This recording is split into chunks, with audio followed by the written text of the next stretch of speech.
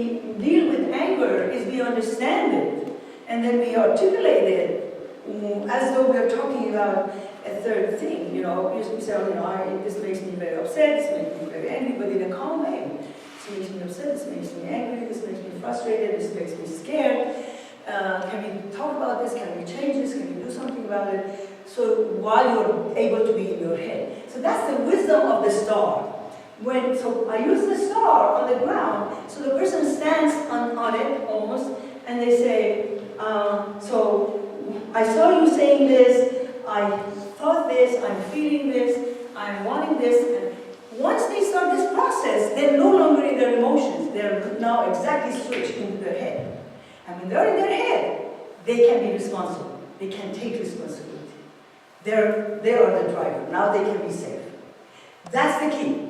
Sometimes when there are people so emotional, they can't really make the switch, but you want to have them to make that switch, to be able to explain themselves rather than explode in front of others. Or the opposite would be stuff it in and then implode from within, which is depression, anxiety, and all those things that comes to us. So always it's very important to be in tune with the other person's feeling, to make sure that the person is walking with you rather than feeling afraid of talking their thoughts. Okay, so revealed prayers plus meditation serve as the two wings of man's liberation. I'll explain it later why. Because revealed prayers in this dispensation, in this revelation, Allah has made sure that it does not become polluted with other people's interjections. It's pure, kept. It's the pond, the seed. You can't go in there and add your own stuff, but you can look at it, you can see it, you can talk about it. So revealed prayer continues to have its effect on us in the way we, and help us sort ourselves and discover ourselves in the light of that. So that's where we find ourselves. It's different than when I make on my own prayer, because my own prayer is limited to my own understanding of reality. So it's tinted by my limitation. I have a Native American friend who was just studying the faith, and at the beginning she guides many Indian powers and stuff like that. So at the beginning she was very high about sharing her own prayers, and it was fine. I was fine with it. Then one day she becomes gradually familiar with the high prayers, and she says, Keyvan, you know what? No longer ever I want to say my own prayers. God, that is so different. They're just not the same. So she's just singing and chanting the Baha'i prayers with her children anywhere she goes. She's not still Baha'i, but she understands the difference in her also. So, revealed prayer. So this is one of the scientists who says that mindfulness plus cognitive therapy reduced episodes of depression by 50% in chronically depressed patients who were not helped by any other means from drugs or electroconvulsive therapy. That is a big, big, big, very daring claim anybody makes. They will not make it so lightly because people will come after him. His colleagues will come after him. So this makes us to really be very glad. So here we come to the star as I have drawn it. Well, of course, you know this five-pointed star is the symbol of what? The Baha'i faith. It's the Bab gave us the five-pointed star. So I use the five-pointed star. So this is what Baha'u'llah says, man should know his own self and recognize that which leadeth unto loftiness or lowliness, glory or abasement, wealth or poverty. But the key is,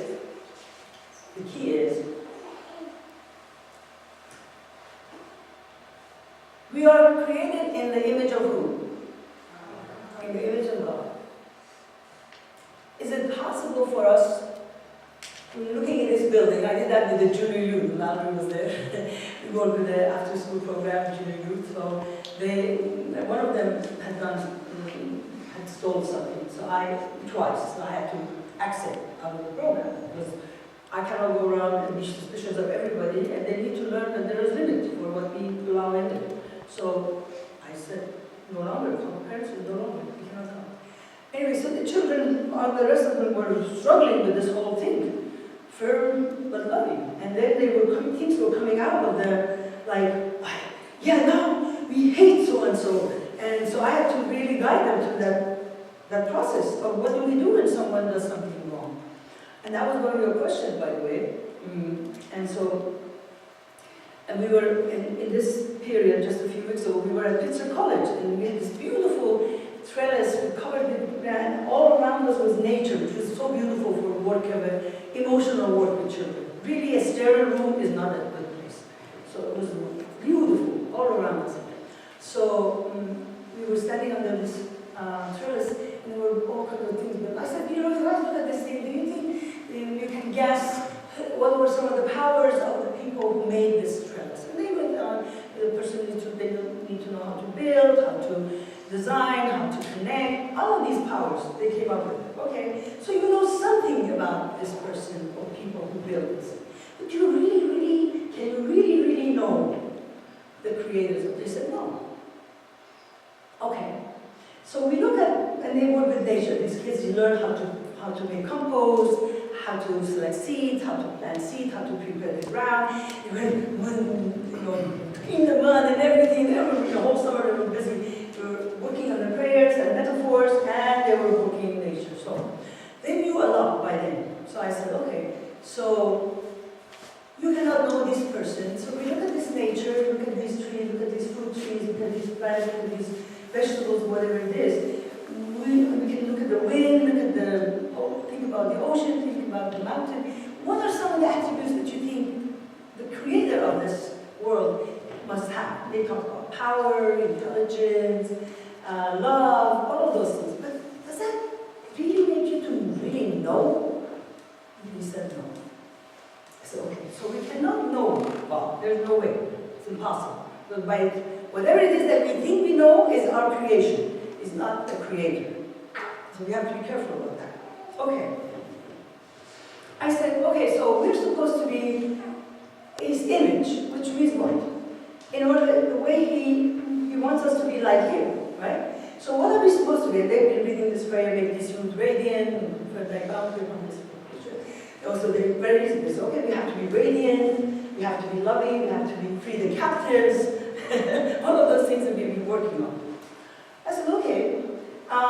So in that sense, this is the expression of love, right? They said, yes. I said, okay. So can you love yourself? They said, yes. We can ask ourselves to be having all these wonderful powers.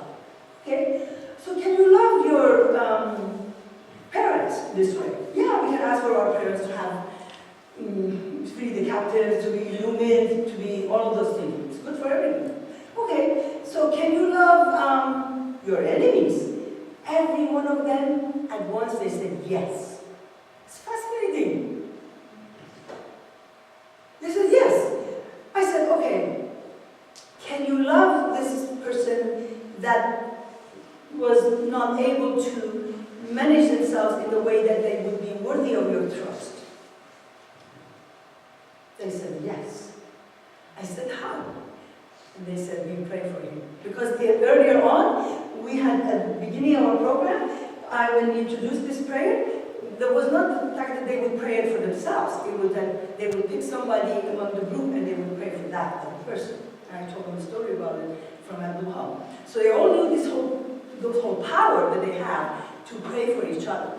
So they said, yes, we would pray for him. It was all settled, so there was no longer coming behind my back or someone else and saying, oh, we hate, and they would pitch with one another, oh, we hate so-and-so, oh, I never liked him anyway, so I didn't want that whole thing to start, because that would be deteriorating to the whole process of unity and oneness and whatever it is that we're talking about. We have to live the oneness. It cannot be just separating people, those who love, I love, those who I hate. No, it doesn't work that way. It was and later on, I'll share with you the mural they made. So, we cannot know God. Because we are created in the image of God, there's how many gods do we have? One. So therefore, one of the things that is about us, there's only one of us. There's never two. There's no two Keyvan. Does not exist. There's no two of you. There's no two of you, there's only one. Our finger, our eyes, that's what they recognize us in the airport, by tracing our eye, right? You go to the machine, you look at it, it's okay, you're it, going. Or you're up, go up.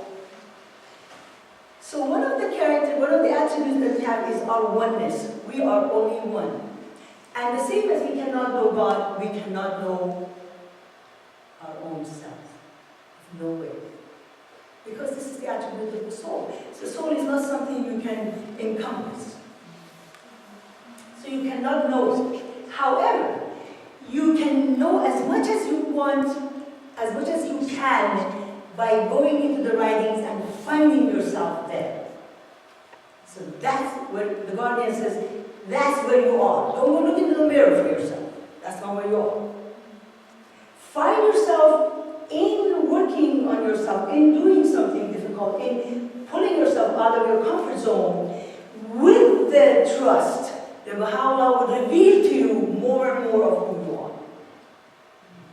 Just like Majnun.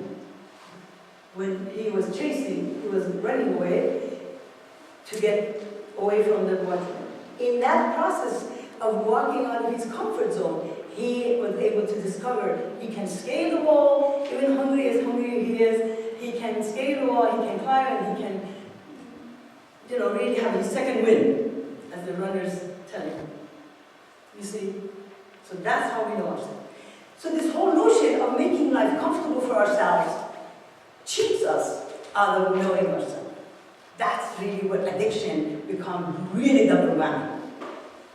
Because addiction is basically soothing yourself by numbing yourself about some difficulty.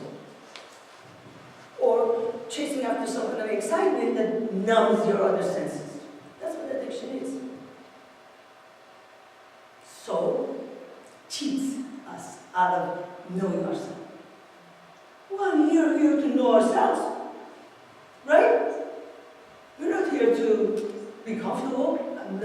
Actually, there's a fascinating prayer from the Bab at the end of in the segment, the spiritual qualities. I remember when I had a young girl, my patient, and she was having a lot of difficulty with herself. And one of the things she was very angry about, because her parents divorced, and she kept saying, I want to be like a princess. I want to be like a princess. I was like, tell me, what is a princess? Oh, everybody catered to me. I would be the most beautiful. Everybody wants to be around me. I want to be a princess. So she was yearning for this thing. So I said, okay, let's visit this prayer. He says, indeed. It's on page 174. He says, indeed, shouldst thou desire, God, to confer blessing upon a servant, thou wouldst blot out from the realm of his heart every mention or disposition except thine own mention. So it's about, the reward is the relationship. And shouldst thou ordain evil for a servant by reason of that which his hand hath unjustly wrought before thy face? Guilty. He said, no. Thou wouldst test him with the benefits of this world and of the next, that he might become preoccupied therewith and forget thy remembrance. So really, the heaven is our relationship with him, and the hell is our becoming occupied with other things and forgetting him. Because really, we are here for a relationship. It's all about this relationship. So anything that distracts us from the relationship, it cheats us out of what is destined for us, including our focuses, addictions, whatever it is. So, in that sense, what I like, so looking for ourselves, looking for who we are in the writings, rather than going, I don't know what we look for. All the time I hear someone say, oh, I'm going to go find, I need to go spend some time find myself. Be my guest. I have an very interesting story. Again, those of you who read Persian, this is a story about, again, a shift of thought. Look at the whole thing. Any of you who go somewhere, I know the Baha'is in Iran, those who are in prison, their families always are asked this question. I I know Farigo Kamal Obadi because his brother lives very close to us. His mother now is in Iran, but she was also very close. So we see each other every once a week. And we have also a musical ensemble together, so we perform for human rights. So we really get to talk to each other a lot. And once in a while, in the past when she was able to call, we would be our home we had a concert. There was a whole lot of people, including some of the professors from criminal colleges. They were performing and for this human rights concert. And Farigo calls from the prison. And she was so jolly and happy. Everybody was like, how in the world can she be happy? She's in prison. But she was encouraging, she was, as much as she could speak English, she was encouraging everybody. She said, don't worry about us here, we're just fine. You guys do what you have to do over there. Don't be preoccupied with us. We're fine. And then recently she said, Miti, we're doing here nothing. This is our program. We get up early, 5:30 in the morning. We go do our prayers, and then we go do exercise.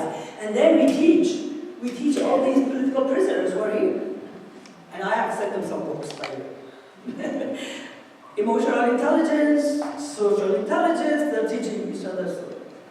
So anyway, their ability to shift their thoughts is very, very powerful. And then I know that many times Fariba's mother, chair says, people come to me and say, why is Fariba spending her life in prison? Her daughter was 11 at the time. She could have just said, oh, I'm not behind, come out of there, and then she can go do whatever she wants. It's a big deal. When the mother said, well, I tell them, well, you know, either she is a Baha'i or she's not Baha'i. If she's a Baha'i, she needs to go all the way. If she's not, then she can say, I'm not. But she cannot be it and not be it at the same time. It doesn't work that way. This is the mother. So this whole notion of being able to really work with your own thought is very powerful in the believers. We have another one, Rahma Sabet, who came to LA area and she gave some talks. And she was talking about her being in the solitary for 4 years and what she did with her mind. She said, when I was there, I'm inside of that solitary, it was difficult, it was hell, because they had this dim light on the whole time, never changed. They never turned it off. It was hard for me to know, there was no sound, nothing. I didn't know whether it was day, or the second day, or the third day, or the fifth day, or the 5th day, it was night, it was morning, nothing, no rhythm. My eyes became used to this dark thing. It was painful if ever they exposed me to light. So I lost some of my eye ability. She said, the only thing that helped me to survive, right early on, I decided, I'm going to remember the names of as many people as I know, and I'm going to say, Ya Baha'u'llah, remove the difficulty for every single one of them. She said, that was my job. 100 times for each person, even the prison keepers. She said, because I had all this time in my hand and not to know what to do. They wouldn't give me books, they wouldn't give me anything. I was with myself. So I had to be at peace with myself. It could not be that I had to struggle with myself. So I devised this process, and she said, they were so surprised, how could I be happy? I was happy, because I was thinking about all these people in a very good positive thought. So this is the art of a lot of the Baha'is. Early on they discovered that. And this is one of them, this particular poet loves Abdul Baha, and he sends a poem to Abdul Baha in his praise. Abdul Baha had enough trouble with the covenant breakers, thinking that he claims he's God. The last thing in the world he wanted is anybody thinking that he is God, and he definitely wanted everybody to know that he was nothing but the servant of Baha'u'llah, an empty servant, no sense of his own self, except all he was is one of Baha'u'llah. So he sends a tablet, takes a tablet, sends it to this believer. He says, I want you to have get a nice beating, physical beating, nice beating, so you know, never ever call me, all these praises, and he was joking with him. So it just so happens that this Mr. Laghawi, the poet, hears that there's something going on, some possibility of teaching going on in Qom, which is a very religious center of the fanaticism in Islam in Iran. I remember when I was a child, when we would pass through that, we all covered ourselves and we were so worried if something could happen to us as girls, especially. Dangerous. So he goes over there to teach, and they get him and they beat him real good. I mean, hell at all. So here he is, this is a poem that he describes his own condition as he gets really beaten and how he reframes his own self. He says, ذکر قوم غم ز دلم برد که آنجا خوردیم. This is for your Persian speaking people. ذکر قوم غم ز دلم برد که آنجا خوردیم. ای بسا جای تو خالی چه مفصل کتکی. He says, the word qawm brings to my mind, takes away from my mind the whole thought of sadness. Just removes completely. Because that was the city where I went there and I really was beaten up really well for your sake. You see?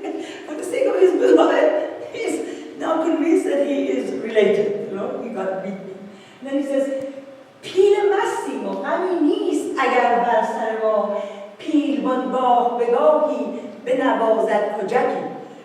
So he frames himself as he's a drunken elephant.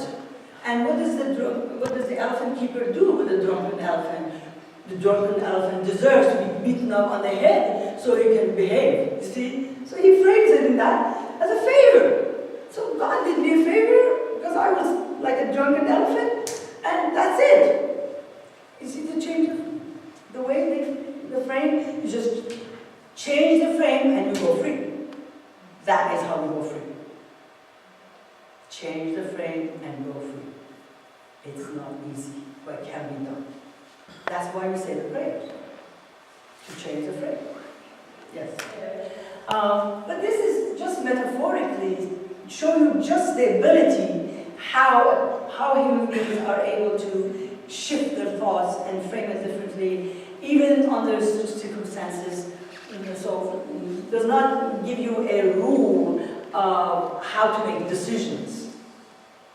It's just that after you've been submitted to that, and then he goes to Holy Land, and then he gets a permission to go. And then Abu Hal says to him, Janab al-Lawai, he says,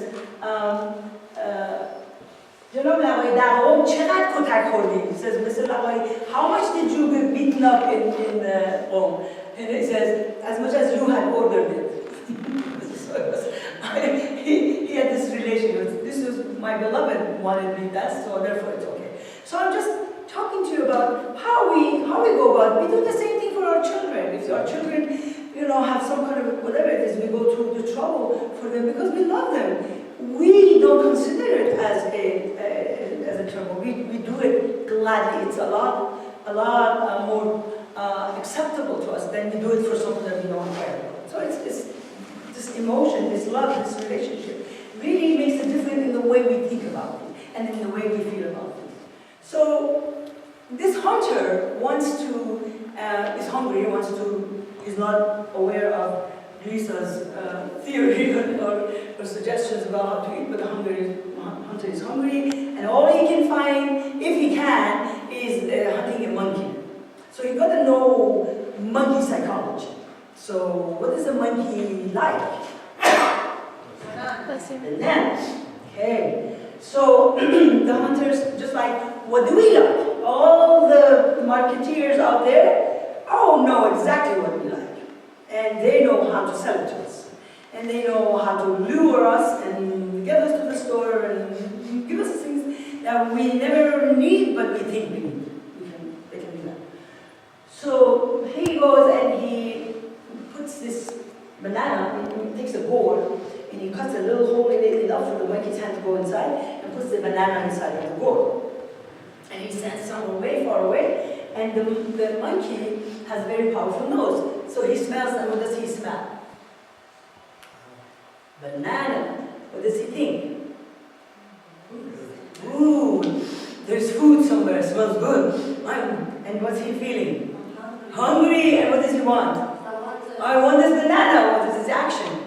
Moving towards the board. Okay, so he goes, so he gets in there and he puts his hand inside of the board.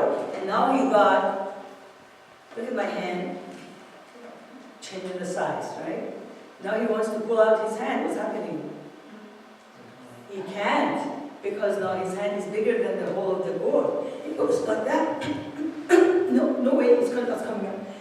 In the meantime, now the hunter knows, that's it, finished. Game is over. So he starts walking towards the monkey. The monkey sees the hunter, right? He thinks, what? I'm in trouble. There is a certain death coming my way. He is feeling petrified.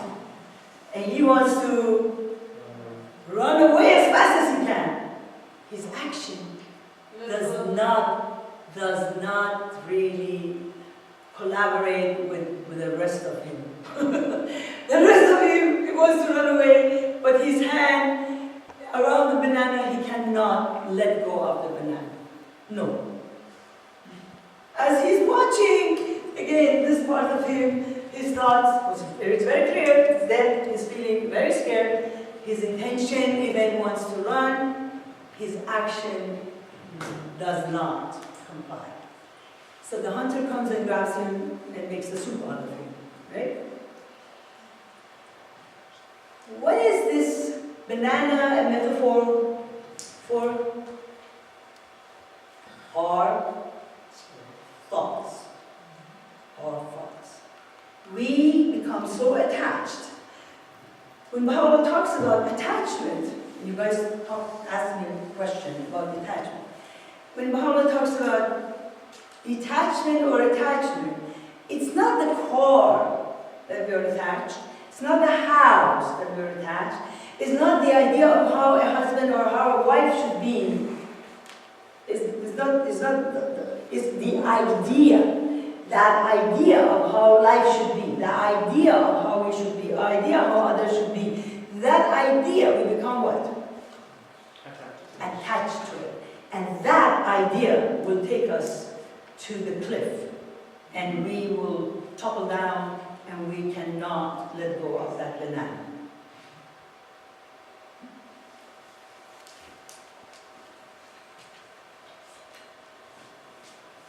So the human works in some sort of taking certain identity and thought in order to operate in this physical world.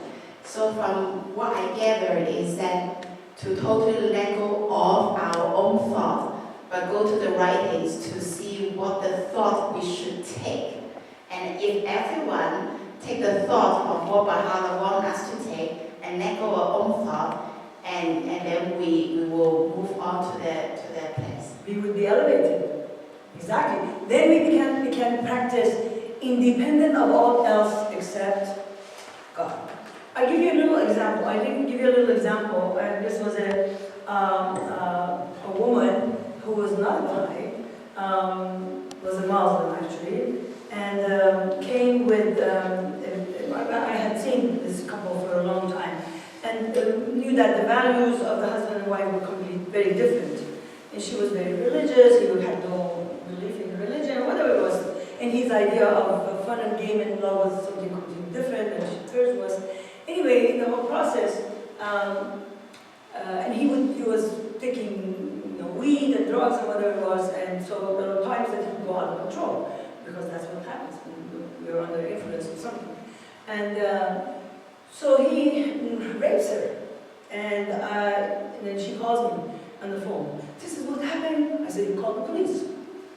Just call the police, because that's what needs to happen. So she called the police, and fortunately her family, even though they were very strict Muslim, they were very supportive. Her family were very supportive. So this whole was a big shock to the whole family, big shock. And because he was running the show. And so after that they both come. To know how to put this whole thing into balance, and have to have 2 children and whatever it is. And things can get repaired. This is not ground for dismantling the whole marriage. So I was looking for that. So I thought, in order for her to be able to really not only be at his level, it was important that she would see herself at his level. But in order for her to be able to see herself higher and ascend to a higher level, I need to have some kind of a tool. So the only thing I could think of was a prayer for the husband. She's not alive, but it doesn't matter. The prayer for the husband. Now, how many of you have read this prayer for the husband? What is the first part of this prayer? What is it? But no, that's not the first part of the prayer. The first part of the prayer has to do with who? With the woman. But how God takes this woman and takes her and puts her way up in the heavens. He gives her all the qualities that she needs to have in order to be way up there. Once she's up there, then she can start praying for, out of the generosity and love and compassion, then she can start praying for this person, give him eyes to see, make him like an angel, and all of those things. This process, as I told you, there are secrets in the writings. The writings have a lot of mysteries in them. And when you look at the structure of these prayers, you see the mystery unfolds. See, there would be no way that she could ask for those packages, luxury packages for her husband, if she was not at a place of compassion and generosity. No way. Cannot. So first she needs to be elevated and elevate herself, and then she can start opening.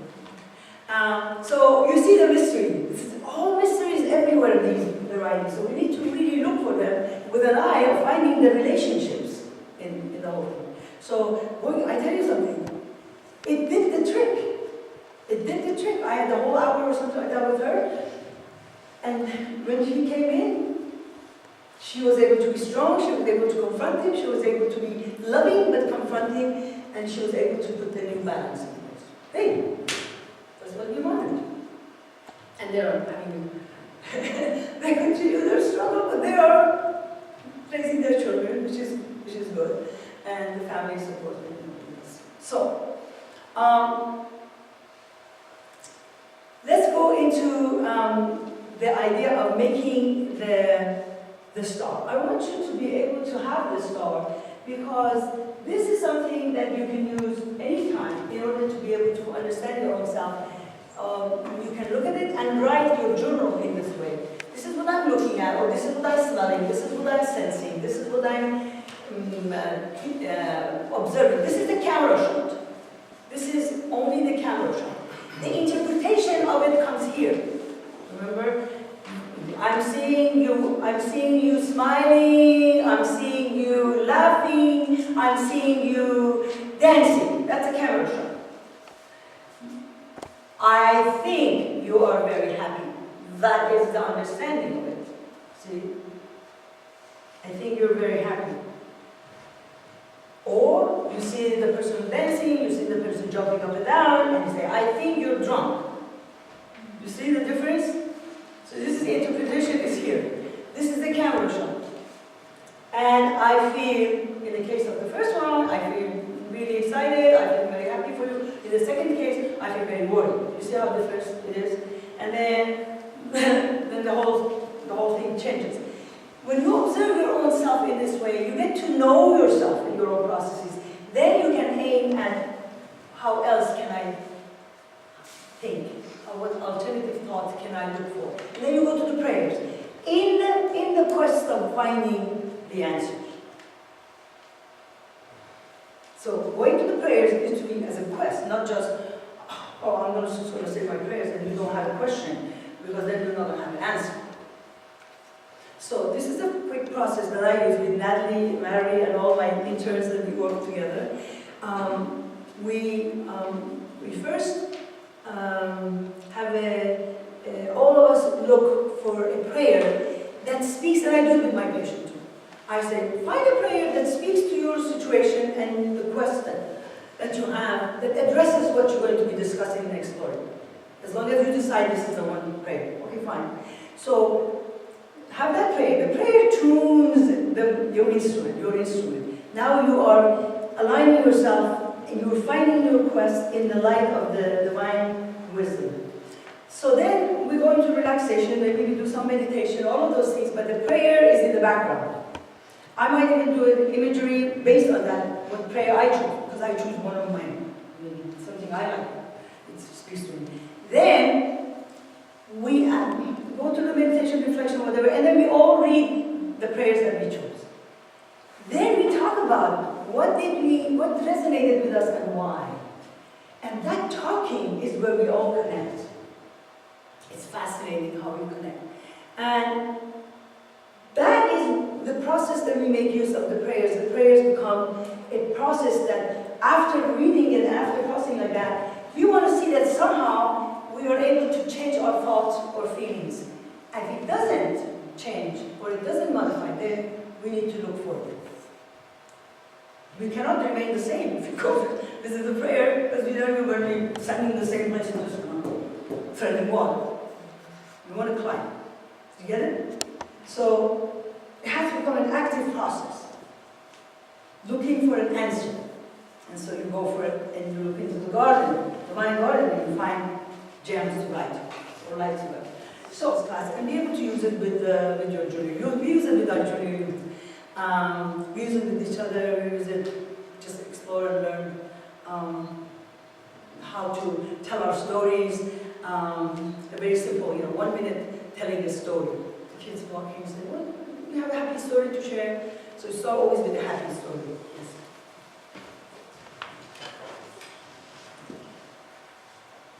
You've presented the star in a clockwise, somewhat domino or mechanical process every time you've used it. Is there science behind, is that what science is telling us? That the way we operate is in a very sequential manner in the way this star has been presented? Because the star is your own, I understand, but the topical... Not necessarily, because I tell you why. Because the Guardian, I learned, I have to go back to the writings just to really fine-tune myself. And there is this place the Guardian says, you get up in the morning, and you look at yourself, and you look at your schedule, and you look at whatever, all of that.